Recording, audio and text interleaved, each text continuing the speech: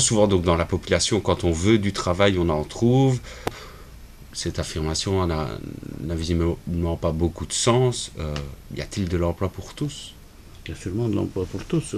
Bien sûr que quand on veut du travail, on en trouve. Si on veut travailler à 1 euro par heure, tout le monde trouve du travail. C'est toujours ça, lorsqu'on dit qu'il y a des pénuries de main-d'œuvre, c'est de savoir quelles sont les conditions de travail, quelles sont les conditions de salaire pour effectuer un salaire. Si le fruit est très faible. À quelles conditions? À quelles conditions? Et d'ailleurs, tout le monde travaille d'une certaine manière aussi. Ceux qui n'ont pas de travail, ils travaillent souvent de manière fort utile. Les retraités aujourd'hui travaillent beaucoup, font toutes sortes d'activités. La diminution de l'âge de la retraite, c'est aussi ça, c'est la capacité de travailler d'une manière non contrainte. Des personnes, des chômeurs sont au travail, plein de groupes s'organisent et créent toute une série de conditions.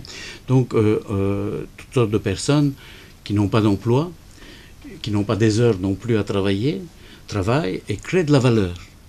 Donc, pas mal de retraités créent de la valeur dans notre société, de la valeur économique au sens propre du terme. Si vous retranchiez des hôpitaux, tout ce qu'il y a comme travail non payé en Belgique, aucun hôpital ne fonctionne. Tous les volontaires qui sont dans les hôpitaux, tous les stagiaires qui sont dans les hôpitaux et qui travaillent dans les différents services, vous arrêtez le fonctionnement des hôpitaux. Donc il y a plein de personnes qui n'ont pas d'emploi et qui travaillent et qui produisent de la valeur dans notre société, parfois de la valeur plus utile que des personnes qui travaillent officiellement et qui créent des valeurs destructives dans un certain nombre de cas. Donc c'est pas la question de l'utilité même qui est mise en cause ici. La question est de savoir comment des activités sont formalisées en emploi, et cela dans un cadre marchand et qui est celui du travail salarié en gros. Et on est dans des sociétés où l'emploi rémunère le non-emploi. Puisque, du fait même que des personnes travaillent et ont travaillé, ils payent, c'est ça les transferts de revenus, c'est en ce sens que l'emploi apporte de la sécurité, ils payent les retraites de ceux qui sont retraités. Ils payent les médicaments et la vie, je veux dire les revenus des personnes qui sont malades, des chômeurs, et je peux continuer ainsi. Donc le travail paye le non-travail.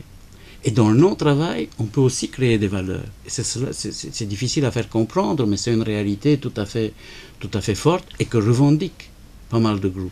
Beaucoup de pensionnaires revendiquent cela, revendiquent leur capacité, leur possibilité à pouvoir avoir une activité qui crée de la valeur.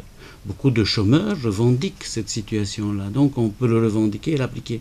Et nous sommes dans des sociétés où le salariat, je vous l'ai dit au début, alors que précédemment il créait de l'exclusion, aujourd'hui il est capable non seulement de créer de l'intégration, mais il est même capable, en rémunérant le non-emploi, de créer des conditions où certains pourraient travailler